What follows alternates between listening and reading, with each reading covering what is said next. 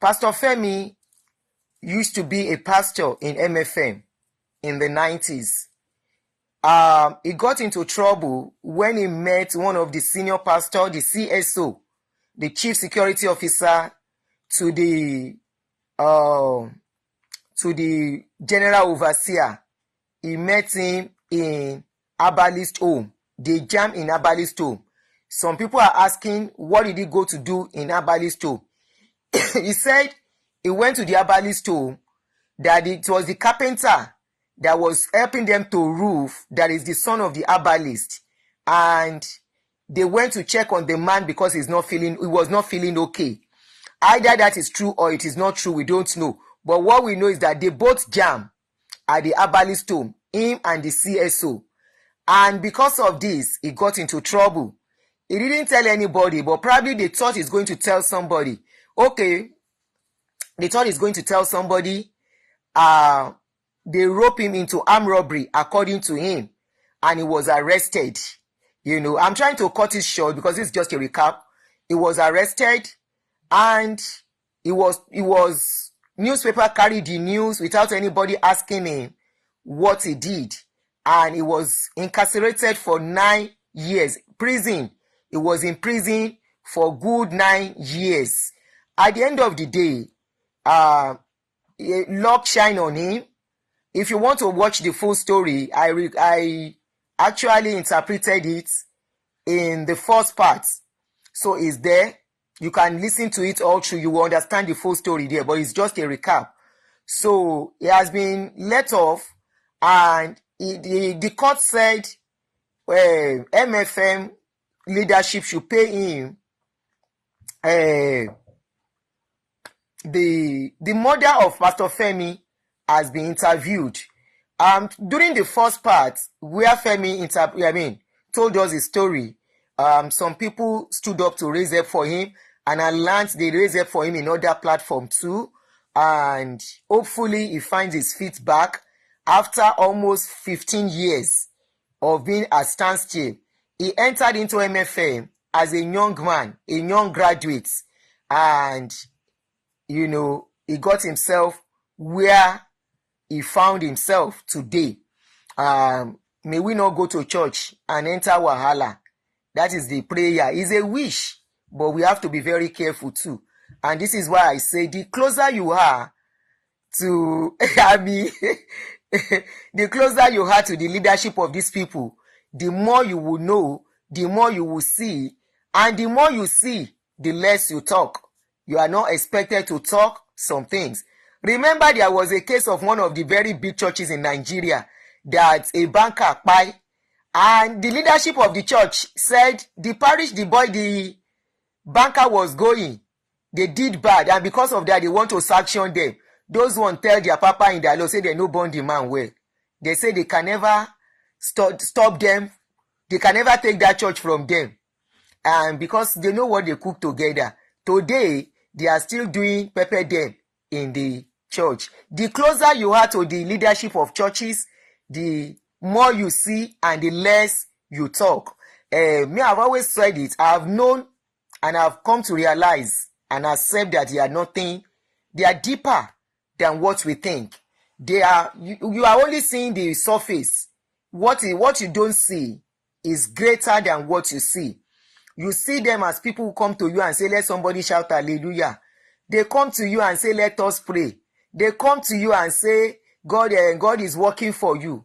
But they are doing something different to better their lives and their children's lives. So if you know you don't speak Yoruba, come here. I go interpret everything where the mama talk. Let's go. Time don't they go. The video now 1 hour, luckily enough, not as long as the last one. And I think why they took the video away the last time to repost it again was because they were trying to protect the identity of Mama. They were trying to protect the identity of Mama. That was why they redo the video, because the second one, Mama's face was not shown in the video, which is very good one, coming from Yoruba Gidi TV. So I want to give credit to Yoruba Gidi TV. Is the owner of this audio that we are going to play. And I'm sure he's allowing us to play it because he knows this is about help and to rescue somebody. So, here we go. So, like I said, I will be interpreting for you. So, sit down, don't bother. Borúkọ mi jẹ́ mi ń ṣe olè o, kò sólè ràn mí o. Àwọn ló rán mi lọ ẹ̀wọ̀n. Ojúkorojú báyìí. Ẹ lọ bá dadi. A lọ bá bàbá. Dr. Dike Olúkọ̀yà Dadiji o.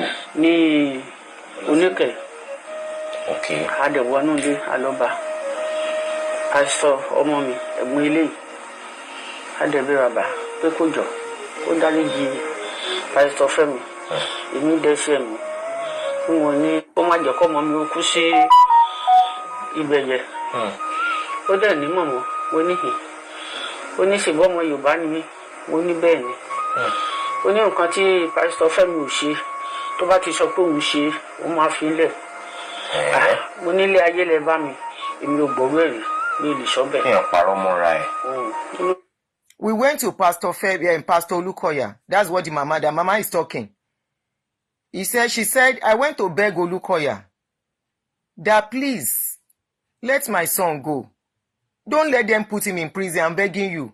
I hold Olukoya's leg. I say, please, leave my son. But Olukoya said, tell your son to confess to what I want him to confess to. Mama now said, how can you say he should confess to what he did not do? I can't tell him that. You can't use that sense on me. I'm older than you. Are you telling me you are smarter than me? I should go and tell my son to confess to what he did not do. Mama now said, no, she's not going to do it. Sorry. Sọ̀rọ̀ ẹ̀ títí aṣáà ń gbàdúrà títí ọ̀rọ̀ ọmọ mi sá ló pa ọkọ mi. Ìmọ̀ síbẹ̀síbẹ̀ mi ò kúrò ní ṣọ́ọ̀ṣì bàbá. Ó ṣáà ń gbàdúrà náà ni kọ́mọ mi ó jáde. Kọ́mọ mi má kú títí. Ṣùgbọ́n mi ò lágbára àti ṣe kí nítorí tán bá ṣàti dárúkọ Pásítọ̀ Fẹ́mi báyìí. Màá máa sunkún ni, ara mi á dẹ̀ máa gbóná. Nínú church. Ibikíbi tán. We begged. It was in the process. My husband, that is by Mama's husband, that is father to Femi, in the process of the case. And Mama said they kept begging that she did not even leave the church. She was still going to the church even during this wahala. If Pásítọ̀ Fẹ́mi báyìí pé báyìí màṣá máa sunkún ara mi á dẹ̀ gbóná wá. Ara mi á gbóná wá. Bí a mọ̀ kú ọ̀rọ̀ mọ́. Bẹ́ẹ̀ yẹn tẹ̀ bímọ dọ́sìn nìkan kò ní fẹ́ kí kankan ó kú nú ẹ̀. Nígbà tí orí mi bá lè wà nú gbèkùn bẹ́ẹ̀ yẹn tí ó mọ̀ sáráyé mélòó. Bẹ́ẹ̀ ṣe kan omi gbogbo ẹ̀. Pastor Femi said, if me, that was a pastor of that church, can enter into that trouble from this kind of man, how many people do we know are in deeper problems that cannot come out and talk? Mo ti sún sẹ́yìn yẹn ràbọ̀ràbẹ̀ ó ṣẹ̀ máa ń padà sí mi lára torí tá a bá lọ sí kirikiri yẹn nǹkan tójú wa ń rí gbà mí òjò á pawápawá ìjọ kan díẹ̀ ló tẹ̀ kú kọ́tà ọmọ ìkókó òjò ti pawájú ìjọ yẹn. My body is always hot. I'm not always feeling okay. Even up till now, the fear is still in me. According to Mama, she said the fear of that problem, the trauma, I think that is what is called PTSD. The PTSD is still with me. That is what Mama is saying. That anytime I remember, there was a day she said they went to Kirikiri. She thought that day was going to be the last day of Femi, the way she saw Femi on that day. Ní ìyàwó pásọ. Ó gbọ́mọ sílẹ̀ ni. Ó wá gbọ́mọ fún mi. Wọ́n ṣe ojú àánú wọmọ mi náà. Kọ́ ràn lọ́wọ́ ni. Ó kò nínú ìyà. Wọ́n tí mo fẹ́ nìyẹn káwọn ọmọ Nàìjíríà kọ́ ràn lọ́wọ́. Torí ẹni tí ó bá ti lẹ́ni dáríjì yóò mọ owó rẹ̀ gẹ́gẹ́ bí Ọlọ́run ni. They asked, where is the wife of Femi? Mama said during the travail, during the situation, during that problem, Femi's wife left their little baby, 5-month-old baby, some months-old baby, I'm not sure of how months, but some months-old baby, and abandoned the child for him, and the wife went away and never looked back. that in the problem mama still carry pikin, still dey trade the pikin grandchildren on top of the trouble. So Femi now said one thing he know, say anybody wey no get mind of forgiveness, he don see himself as God that must punish people anyhow he like. Me I need a region. One ní mountain of fire. Ó pẹ̀lú nǹkan tó ń bá bàbá àgbọ̀njà fúnra wọn. Ó dẹ̀ ní pé olórí ìlera ẹ̀. Torí tó bá lẹ́mí ìdáríjì ni, àkọ́kọ́ wò ó pé irú ìyà tí mo jẹ yẹn. Lọ́dún mẹ́sàn-án àbí? Ọdún mẹ́sàn-án mo jáde. Mo rò pé. Advert.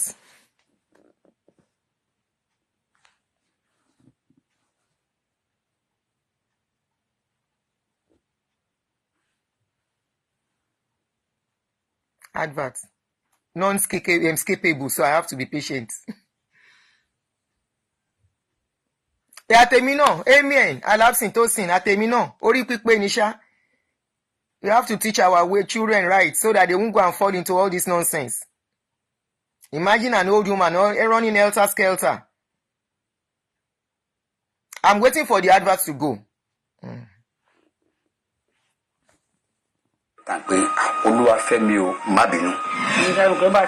The guy said all the 9 years he spent in that place, that not even an apology from the general overseer of MFM.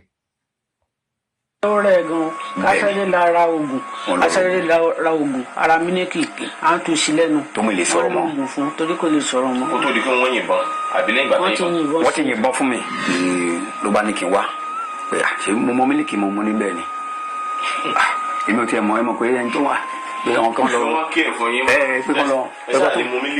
kán tó lọ ra mílíkì mi wà fún mi pé kí ni màá fi mú wọn ní kí ni mo tún like mo ní mo 7up ṣọ pé go 7up so thick ó wá gbé mi wọnú tíátà pé kí wọ́n mú milk àti 7up. There was a day we got there and I bought milk for my son. When I saw him that he was almost going, then they called him and they said, does he like milk? He said yes. They now said, oh yeah, come. They now took me to the theater. Remember, he said that theater is where they deal with people so much. And from there, he said the way they treat people there, people go every day. As in they buy anyhow in that theater. He said they now took him into the theater and said, does he want milk? He said yes. Do you want 7up? He said yes. They now brought a bottle of 7up. And let's listen to what they use the 7up to do. Engine block tó wà ńbẹ̀ wọ́n ní gbé ọwọ́ mi lé. Ìwé engine block. Engine block tó yọ engine mọ́tò. Wọ́n yọ kalẹ̀. Irin ẹ̀ tó ṣe tó yẹn mo gbé ọwọ́ lé. Okay. Wọ́n dẹ̀ fọ́ 7up yẹn. Alhaji Saudi. Ó dẹ̀ fọ́ mọ́ ọwọ́ mi. Kábíyèsí. Alhaji Saudi lórúkọ ẹni. Bẹ́ẹ̀ ni DPO yẹn. Ó dẹ̀ fọ́ mọ́ ọwọ́ mi ga tó yìí. Wọ́n náà lọ SARS múlá. When they took me into the theater, that is Femi talking now. He said one police, when they call Alhaji Saudi, he now say come inside the theater. He said there is this engine, you know, engine of a car that they are not using again. You know how they remove it in that country and they put it to one side. He said engine was in that room. They now put his hand on top of that engine. They say he should place his hand on that engine. They now use that 7up bottle to hit him on that hand. He said his hand swelled immediately. That is part of the torture they put him through. Even in the state as if he was about to go. Remember the mother said she met him almost gone. And they still... Okay, somebody said, is this same Saudi yellow police officer at the Sabo police station? Maybe. He said Alhaji Saudi is the name of the police officer. Saudi was late, Ireti's husband. Ló bá tán. Àṣesílẹ̀ làbọ̀ wá bá. That is the name of the police officer. Alhaji Saudi is the name of the police that tortured him. Àlọ́ yìí mo ní ṣé wọ́n nípa bẹ́ẹ̀ wọ́n ní ọmọ àpá wa ń sàṣì ni. So ibẹ̀ mo ti wá mọ̀ pé omi tán lẹ́yìn ẹja wa. Àwẹ̀ bìrìbìrì ni mò ń gbà mí oúnjẹ ń wo. Àwẹ̀ bìrìbìrì, no water, no food. Lórí ọmọ, màá tún wà ní hòhò lóru báyìí. Kábíyèsí kúlẹ̀ àbí àbúrò. Àdúrà yín náà ló kó wọn yọ báyìí. Ó ní o. Wọ́n kó wọn sí wọn níwájú. Wọ́n dẹ̀ jáde nínú ìwé. Ó jáde nínú pépà. Ó jáde nínú pépà. Pépà mo ti ń wá. Ó jáde. Aláròyé gbọ́rọ̀ mi. The newspaper publication. Kí ló dé tó ní ṣèwádìí? Tẹ́ bá kàn ti rí ọmọ kan tán ní pé ó lè ní. Mama said she was always fasting, white fasting, no food, no water, praying that the son will come out of the problem, that they put gun in what the guy said in the story, that they brought different AK-47 and placed it in their front and took their picture without confirming or questioning anything. It's very popular at Panti. Ọlọ́run ní jẹ́ ká rógun bẹ̀ mí ìkún débẹ̀ rí. Mi ìdẹ̀ nílé nǹkan tó máa gbé mi débẹ̀.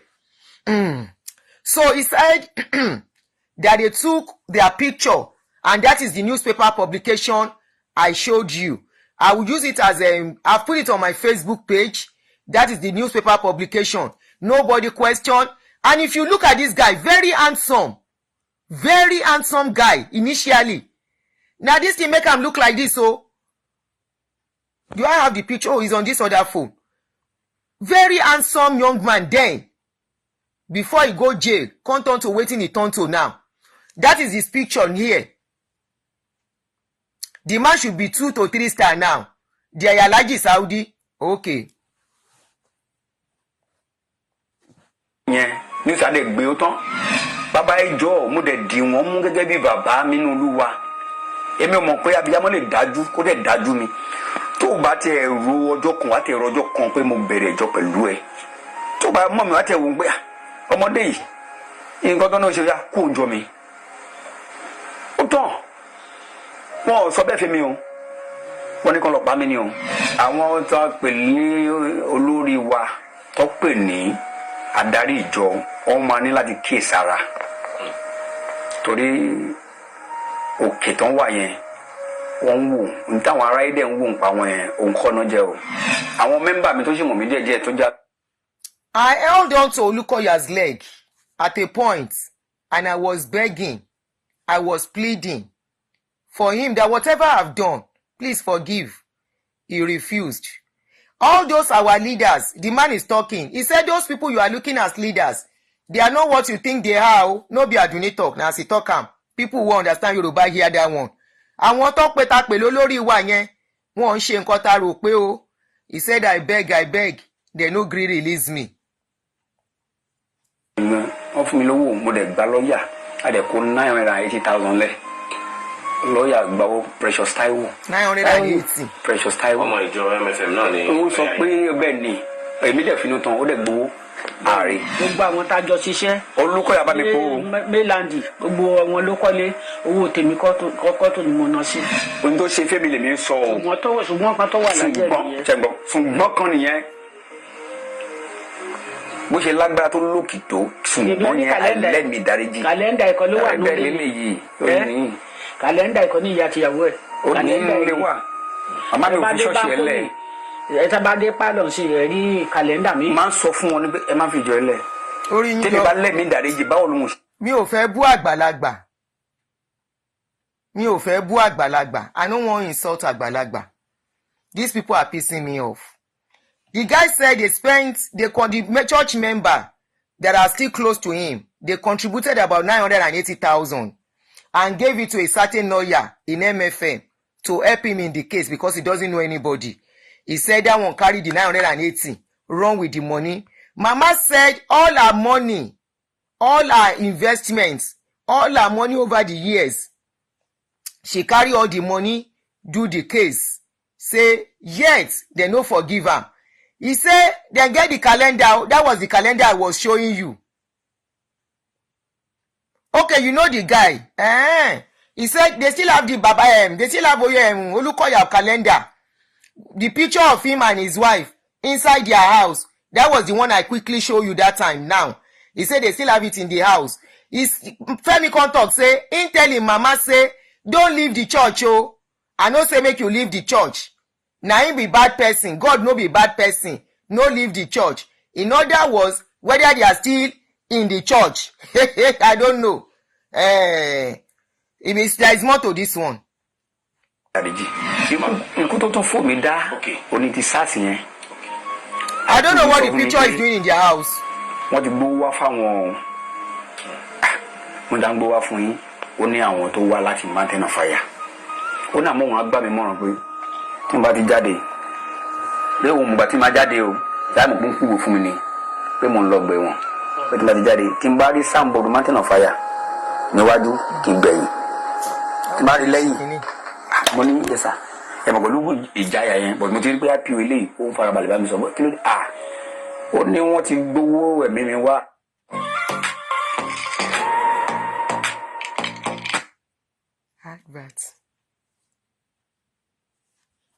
Advert ma kó bá wa.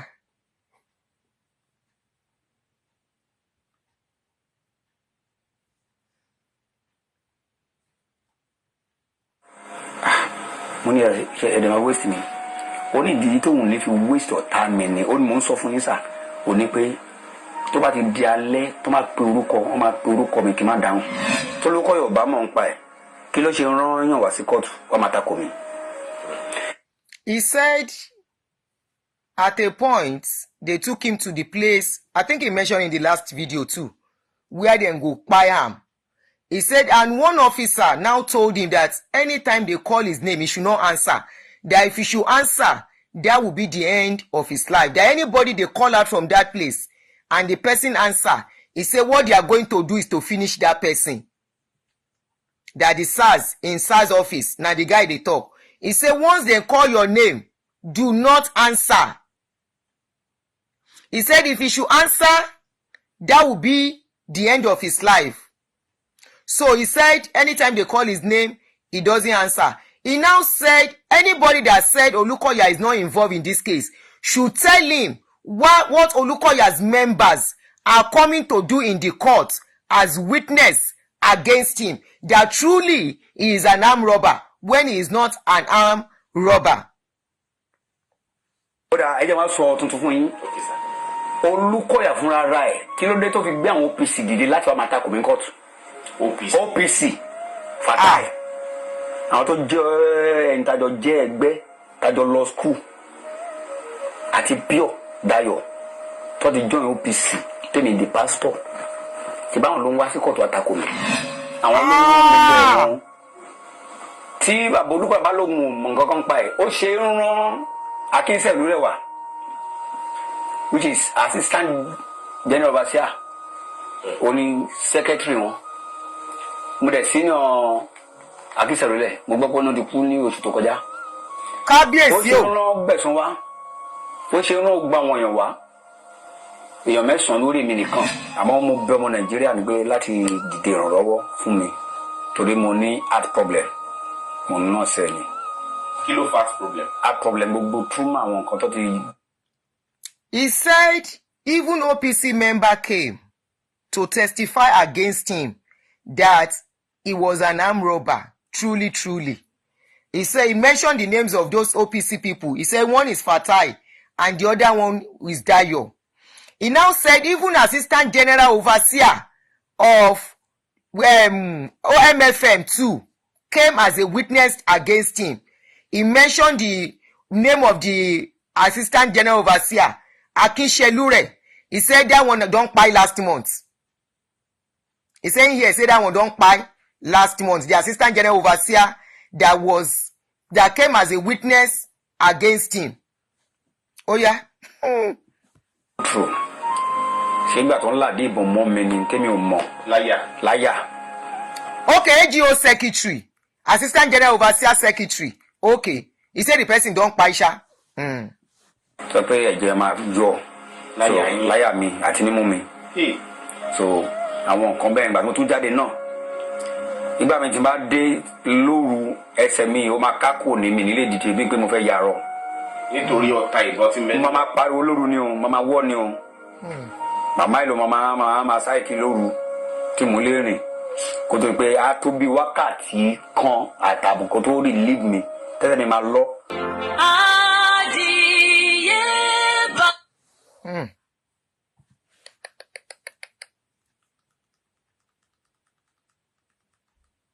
Sorry, I'm trying to avoid the.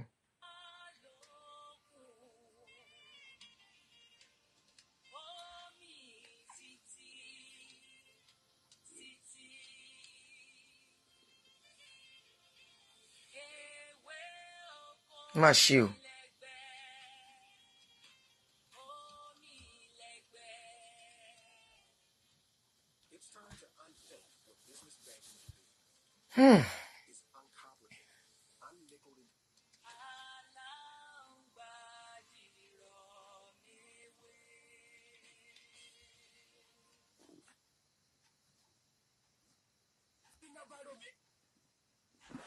There are adverts. I'm trying to make the adverts go. So, what he said last, before the adverts start coming in, he said, up till now, sometimes his leg will feel like he's going to be paralyzed, from the trauma of where they put them and all that. Yeah, I was talking to somebody about that yesterday. Somebody said he should seek asylum, but they said he needs to get a visa first, So hopefully people that can guide him along will come up for his help. He really needs that help. And he's coming out. He's going to even help people where Olukoya don't carry go court. This is evidence for them that to show the courts. Adúpẹ́ lọ́wọ́ ẹ̀yin tẹ́ máa ń wà nídìí kó má bàjẹ́. Ẹ̀yin má jẹ́ ó bàjẹ́. Ẹ̀yin tí ẹ̀ ń ṣe gbogbo ń tẹ́ lè ṣe láti láyé ire nítorí ẹ̀yin wá ọ̀la. Torí ọ̀la. Ẹ̀yin adarí ẹ̀sìn tòótọ́. Ẹ̀yin tẹ́ ń fi tọmọnìyàn ṣe. Àmọ̀rírì yín. Nígbà tí a ṣe ìfọ̀rọ̀wánilẹ́nuwò fún Pastor Femi. This is the anchor talking, please. So, let's listen. Wọ́n jẹ́ kó dímọ̀ pé pásítọ̀ làwọn jẹ́ nínú ìjọ MFM kó tó di pé ọ̀rọ̀ kan ṣe bí ọ̀rọ̀ tí ọ̀rọ̀ ẹ̀sùn kan wáyé tí ọ̀rọ̀ di ọ̀rọ̀ kirikiri ọgbà ẹ̀wọ̀n. A kì í padà jáde lọ́gbà ẹ̀wọ̀n wá dọ̀rẹ́ kódà ẹ̀dá kì í lọ sí police station. Bẹ́ẹ̀ni. Kẹ́dà ó tún wá máa bẹ̀dẹ̀ ẹgbẹ́ ẹ̀yẹn ṣọ̀rẹ́ mọ́. Fábàdà. Ìwọ̀ ta ló kù tá wọn a máa wúra wọn. Ibo wa la wá ń bọ̀rọ̀ bọ̀ bá a bá ta tá a bá tọ̀ yóò di ẹran onídìín. Pastor Oluwafemi ti. This is the anchor man trying to talk about that. How do you make somebody like yourself to go through this? You cannot take somebody to a police station and come back as a friend. You can't take somebody to a court, talk less of prison for an offense they did not commit and send them to such pain. And you want them to come back and heal you. Let's continue to listen. Àwọn ìwé ẹjọ́ àti ìdájọ́ ilé ẹjọ́ hàn wá, a sì ti fi hàn yín. Bẹ́ẹ̀ni. Àwa mọ ìjọ MFM gẹ́gẹ́ bí ara ìjọ Kristẹni níbi tí wọ́n ti ń kọ́ ẹ̀kọ́ Bíbélì. Ohun tí Bíbélì sì fi kọ́ ni àwa gbàgbọ́ pé òun ni wọ́n ń tẹ̀lé. Nítorí pé Bíbélì sọ pé ká nífẹ̀ẹ́ ọmọnìkejì wa gẹ́gẹ́ bí ara wa. Nǹkan tá a gbọ́ nìyẹn. Pastor Femi bá wa sọ̀rọ̀ tó pọ̀ tẹ́ ti wò nínú fídíò tó kọjá. Ọlákúnlé Fásùgbà lórúkọ tèmi. Ìkànnì Yorùbá Gidi TV ilẹ̀ ńlá àǹfààní láti wò. Ètò yóò wà fún láti bẹ ẹnikẹ́ni lórúkọ jẹ́. Ìrírí ayé wọn ni wọ́n ń sọ. Ìrírí ayé wọn. Ohun tí wọ́n là kọjá ni wọ́n ń ṣàlàyé ẹ̀. Bẹ́ẹ̀ni. Tó sì wù èmi pé kí àwọn tó lọ́gbọ́n lágbárí, àwọn onílàákàyè ẹ̀dá kí wọ́n bá wa fòye gbé fídíò náà. Àtẹ̀yí tá à ń ṣe lọ́wọ́ yìí. Àwọn tí wọ́n jẹ́ lẹ́yìn ojú àánú kí wọ́n dìde ràn lọ́wọ́. Bẹ́ẹ̀ni. Nígun tá a dé báyìí níwọ̀n ìgbà tó jẹ́ pé owó tí wọ́n nílò láti fi ṣètọ́jú ẹsẹ̀ tí wọ́n yìnbọn fún ọ̀tá bẹ nínú ẹsẹ̀ náà títí di àsìkò yìí gẹ́gẹ́ bí wọ́n ṣe wí. Wọ́n á sì fi àwọn ìwé tó jẹ́rìí máa jẹ́mi ìṣó tí wọ́n fún wọn nílé ìwòsàn hàn wá. Kì í ṣìyẹn nìkan, ìṣòro àìsàn ọkàn eléyìí tó ti ṣẹlẹ̀ láàrin àsìkò tí wọ́n wà lágọ̀ọ́ ọlọ́pàá owó àsìkò tí wọ́n wà nínú ọgbà ẹ̀wọ̀n kirikiri lórí ẹ̀ṣẹ̀ tí wọn ò ṣẹ̀ ẹ̀ṣẹ̀ àìmọ̀dí. gbogbo àlàyé ọ̀rọ̀ yìí lẹ́ láǹfààní àti gbọ́. màmá wọn wà ń bí ṣùgbọ́n wọ́n lẹ́nu oníkànlá tí gbọ́ pọ̀n ẹnu ọlọ́fà sí láti gbọ́ mọ́ta. ibi tó ti bẹ̀rẹ̀ gangan ni mi ìbá tiẹ̀ ti fọ́wọ́ ọ̀dẹ̀. ẹ káalẹ́ màmá. ẹ káalẹ́ o. inú mi dùn láti rí. So the anchor is trying to, what we watched initially was, what we listened to initially was interlude. Now the real story of how the journey, how the mother got involved in the journey is just starting. And this man is saying that he thought that a Christian place, a church is supposed to be where there is supposed to be love. But how come something like this is happening in a place they call a church, where somebody was roped into what he did not do? And this guy today is carrying a bullet in his leg. I forgot to screenshot it the last time. But for people who have watched that video on Yoruba Gidi, they can attest to it that you will see the bullets protruding from that guy's leg, that Pastor Femi. And already he also have heart problem. So from the trauma and everything. So he really needs help. Number one, to get the bullets taken off. So that means this help will continue. Then secondly, his heart problem too is still there. Yes, ma. A wà ní ìlú kan ní ìpínlẹ̀ kan lórílẹ̀-èdè tí mi ò ní dárúkọ fún yín torí àárín gan-an ká tó láǹfààní àti débi tá a wà yìí. Orílẹ̀-èdè. They say they are in a place. They don't want to mention the place they are. And I think it was one of the reasons they brought the video down initially. It was for safety. So he said he's not going to mention the states, the venue, the location of where Mama is located. Yes, the bullet is still there. I saw it. You will see it protruding under his feet. It's still there. Orílẹ̀-èdè kan nílẹ̀ Áfíríkà ṣùgbọ́n mi ò ní dárúkọ orílẹ̀-èdè bíi ti arìnrìn-àjò wáyé fún yín fún nítorí ọ̀rọ̀ it's not even in Nigeria. Àti ààbò. Bẹ́ẹ̀ni, very important. Mama, kí lorúkọ yín? Think real estate is just about buying and selling houses? Ọmọ bá ṣó mi jẹ́. Advert yìí náà ní nǹkan. Ẹ ti tọmọ ọdún mélòó báyìí? 77 years. Àgbà yín adalẹ́. Àmín. Ẹ ò ní kánjú kú. Àmín. Ẹ ò jọrọ ọmọ. Àmín. Torí pé ẹ ti jìyà lọ́mọ lórí. Bẹ́ẹ̀ni. Báwo lẹ ṣe jẹ́ sí Pásítọ̀ Olúwafẹ́mi tí mò ń wò yìí? Èmi ni mo bí. Ǹjẹ́ lẹ lè rántí ohun tó ṣẹlẹ̀ láàrin àsìkò tí wọ́n jẹ́ pásítọ̀ nínú ìjọ MFM? Wọ́n ṣàlàyé àwọn nǹkan kan fún wa. Bẹ́ẹ̀ni. Kí ló ṣẹlẹ̀ sí wọn? MFM ni gbogbo wa ń lọ. Dìsí MFM náà ni òkúrò ń bẹ. Bẹ́ẹ̀ni wọ́n lọ.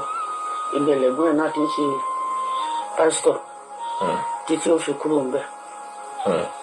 Gbàtí ọ̀rọ̀ ilé ìdẹ́ ṣẹlẹ̀, wọ́n ní pásítọ̀ Fẹ́mi sọ pé wọ́n fẹ́ jí owó àwọn bíi 6 pàtó dẹ̀ yà àfi bíríbírí wọ́n ṣe mọ́ wọn nìyẹn. Wọ́n dẹ̀ rí nǹkan kan lọ́wọ́ wọn. Àwọn 3 tó kù nígbà táwọn ilé lọ Sábó tán tí wọ́n mọ́lé. Sábó police station. Lẹ́kọ̀ọ́ ní Sábó. Àwọn 6 náà tí mọ̀dé gbà tó yá wọ́n sí àwọn 3 ńlẹ̀. Àwọn 3 tán sí ńlẹ̀ yẹ wá ń lọ purọ́ fún bàbá pé pásítọ̀ Fẹ́mi sọ pé òun máa pa ọ̀tá bàbá. Ìyẹn Dádì Jí o Olúkọ̀yà. Bẹ́ẹ̀ni wọ́n wá purọ́. Bí gbogbo wọn ṣe ń wo ọmọ mi nìyẹn pé ó sọ pé òun fẹ́ pa bàbá o. Tẹkíníkà kò ní wà. Àwa là ń ṣiṣẹ́ ìjọ agbára pààrọ̀ ara wọn báyìí. Bàbá máa wá sẹ́yìn wa, ó máa gbàdúrà fún wa. Pé àwa tá ń gbá ṣọ́ọ̀ṣì tá ń gbá dọ̀tí. Pé òkè tán ti ń wò ṣùpá náà ti máa wọ́ ọmọ wa o. Pé kó nǹkan kò ní ṣe wá o, kó máa wá ọmọlé wa. Ṣùgbọ́n nígbà tó ti di pé èrò ń pọ̀, bàbá ò lè wá sí ilé wa, ṣùgbọ́n wá ń súre fún wa. Bàtà bá ti jókòó sí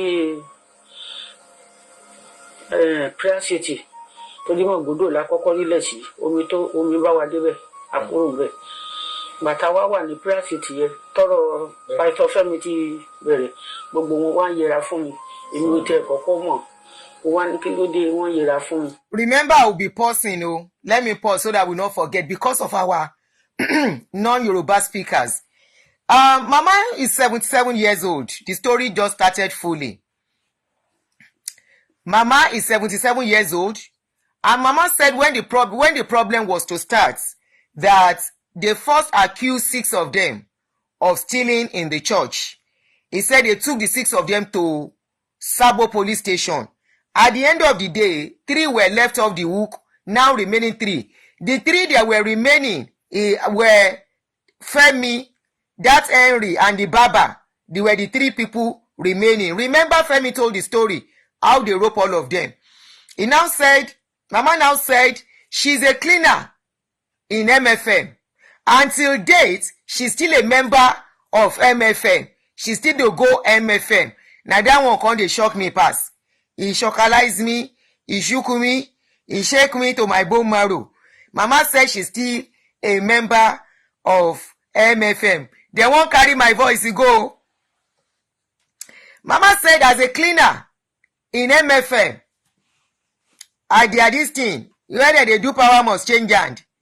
He say their general overseer, Olukoya, they always come. They come pray for them. Say everybody when they clean church, all your children shall be seen at the top. That is their motivation. Whether they take sweep. Say, now so they come prophesy.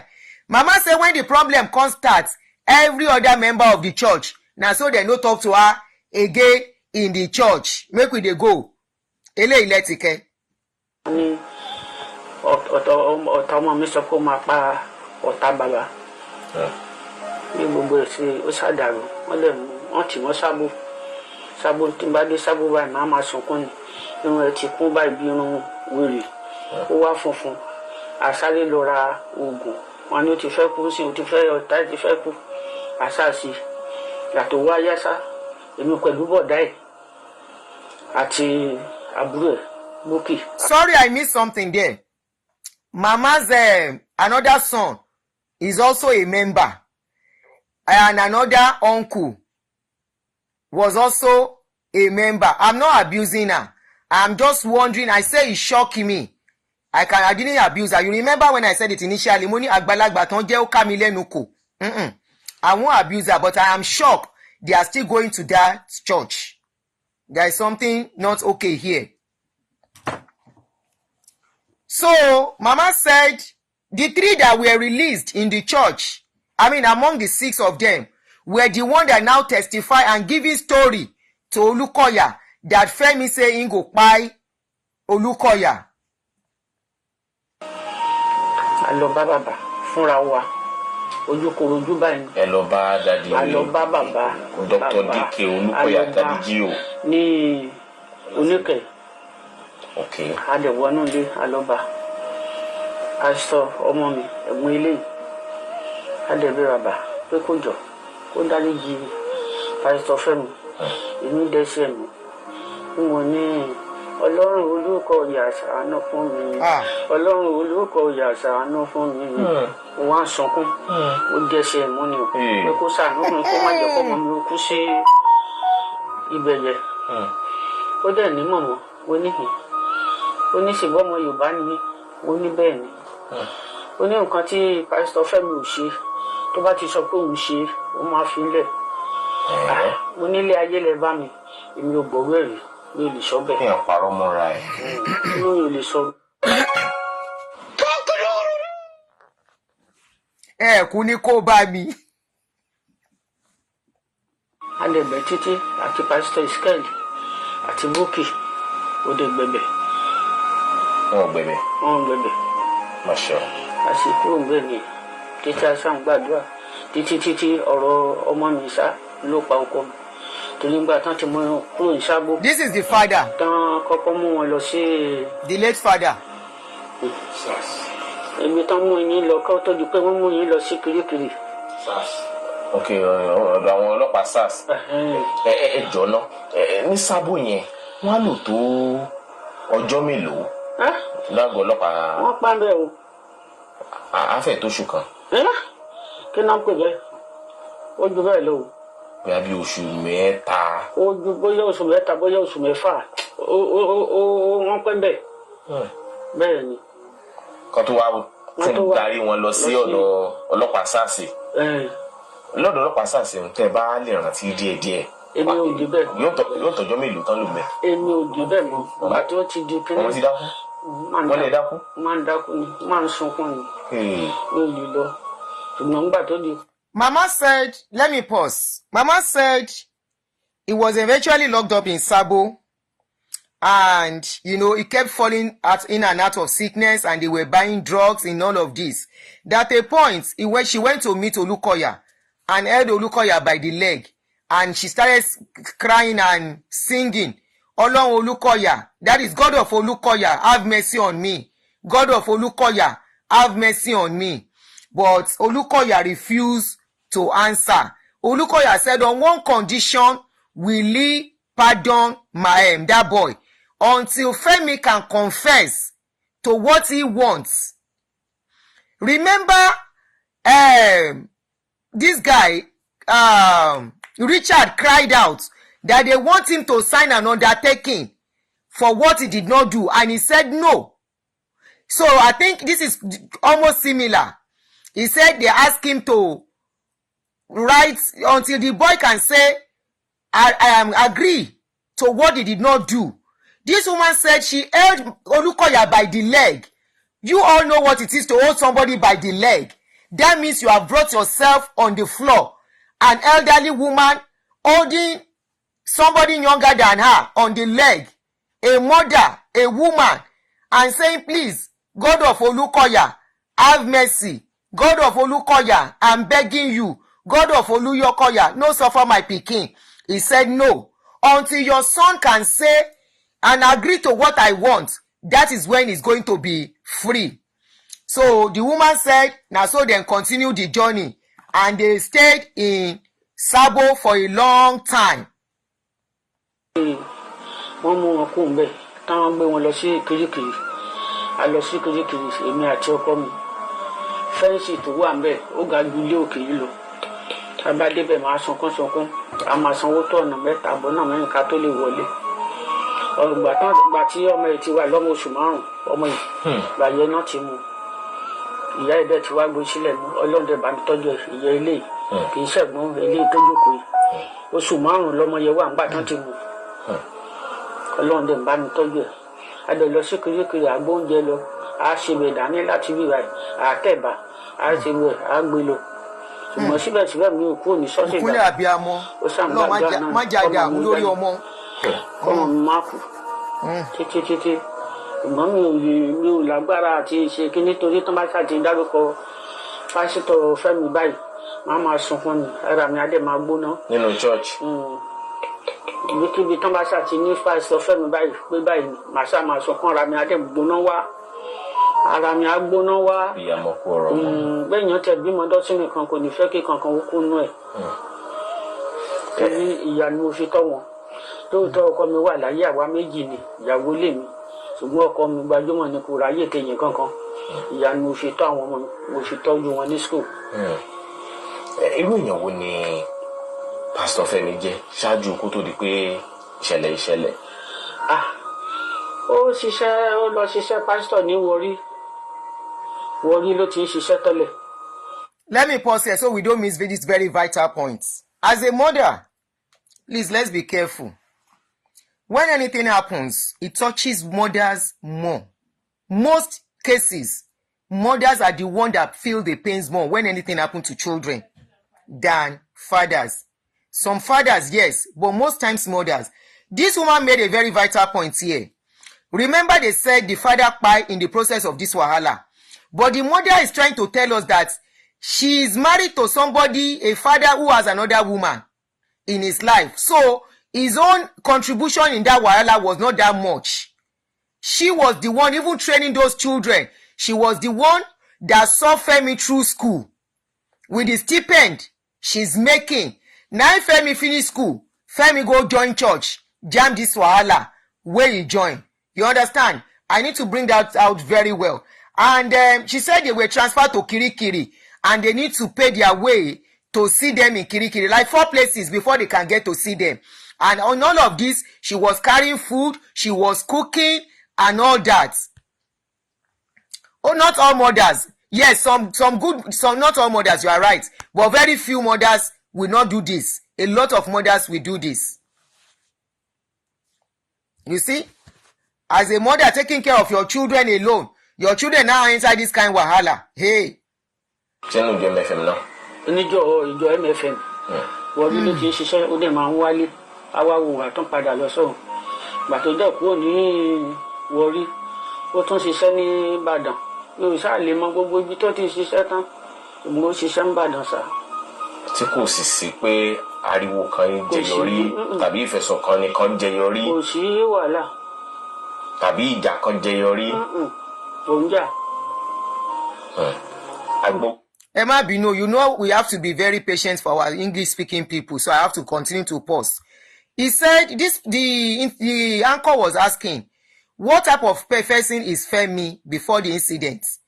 Where was Femi working? Mama said Femi worked briefly in Warri and Ibadan. Remember, he just finished school not long before he joined the church. He said there was never any incident of him having any problem while he was working before he went to join the church. Ìjẹta pé kódà ilé ìwòsàn lẹ́wà. Kí ló ṣe yín màmá? For those asking if they can donate, yes, they are donating. The account number is on the previous video. I don't have it on this phone, so there's no way I can put it out. The account number is on the previous video if you want to assist him. I've been throwing my money away on car insurance. Video yìí jẹ́ fún mi. Àwọn oní advert sọnù. Sẹ́yìn yẹn làbọ̀dàbẹ̀ ó ṣe máa ń padà sí mi lára. Torí tá a bá lọ sí Kirikiri yẹn nǹkan tójú wa ń rí gbà ní òjò apawápawá níjọ́ kan díẹ̀ ló tẹ kù kọ́tọ̀ ọmọ ìkókó òjò ti pa wájú ìjọ yẹn. Gbogbo ẹkún tí mo sún yẹn gbogbo ràbọ̀ràbẹ̀ òun ló fàbọ̀ sí ọ̀tá mi lára. Pastor Femi sọ pé àwọn ní ọmọ oṣù 5 lásìkò tí ìṣẹ̀lẹ̀ tí wọ́n fi tì wọ́n mọ́lé. Lọ́wọ́lọ́wọ́ báyìí sìn. How old are you now? I'm not sure again. How old are you? 16 years old. Going to 17. The 5-month-old child. Kábíyèsí Elédùmarè. May our children's life not be wasted. May our labor not be wasted. The 5-month-old child that Femi left, that is the child they were asking for his age. The child is going to 17 years old now. Remember, the child was 5 months when the trouble started. Today, the child is almost 17 years old. Happy birthday to you in advance. Wow. 17 years.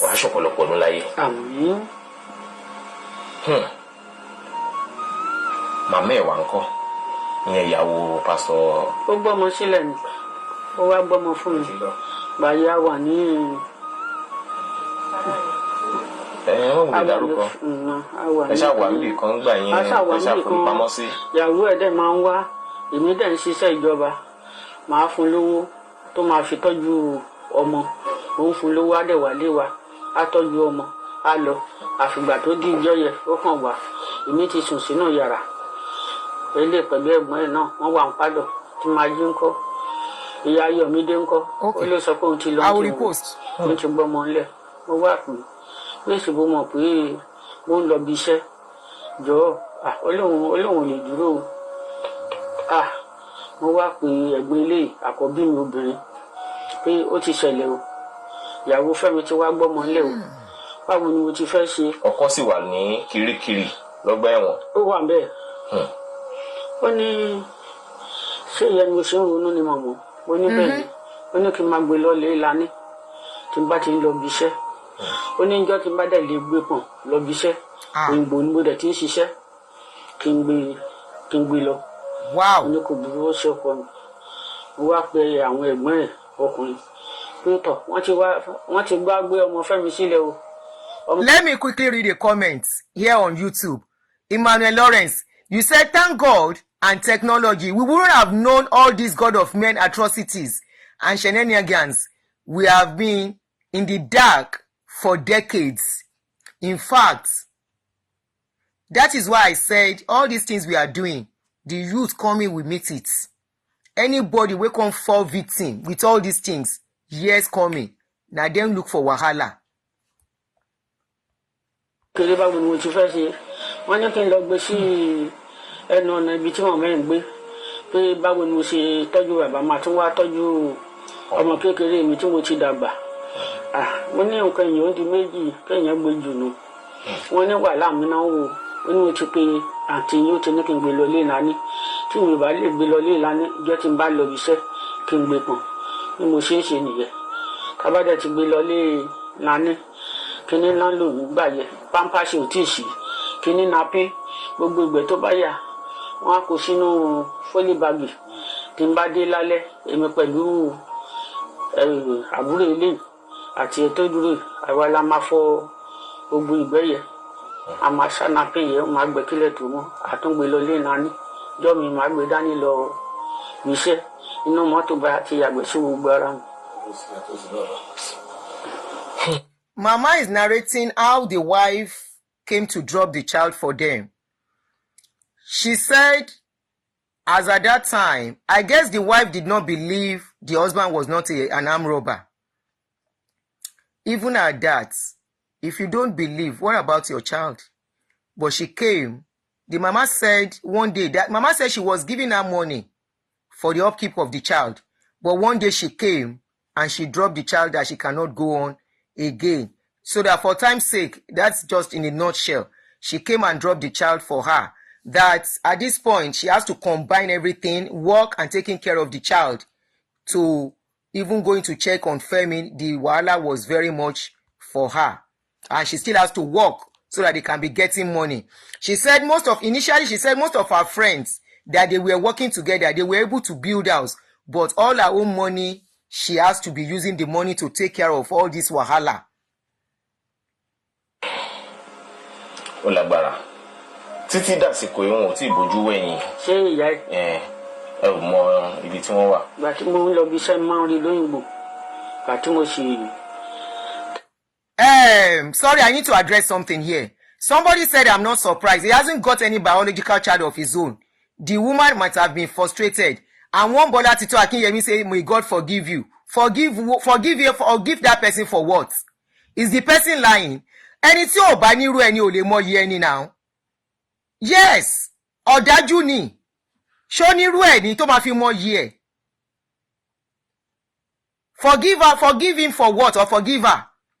The person is stating the obvious. How can you have blood in your veins and treat your fellow human beings this way? If Femi were to be his child, will he do what he did? How will he feel? Somebody did the same thing to his own child. My name is Akianabi. I'm a video director and TV producer of Akomolowe on African Magic. Keep watching Drivetv. Olólùfẹ́ Drivetv àti gbogbo ẹ̀yin tí Femi Sola ẹ máa wo Drivetv. Keep watching Drivetv. My name is Wole Agba. Taking this time out to tell you all that you keep watching Drivetv. What drive ẹ̀wọ̀ ní ògo ẹ̀? What drive ẹ̀wọ̀ fulfilment? What drive ẹ̀wọ̀ bí tó bá lọ? Ó ní iṣẹ́ rẹ̀. Ibi ni kò máa wò Drivetv. Thank you. Chloe. Drivetv. Driving you around the world.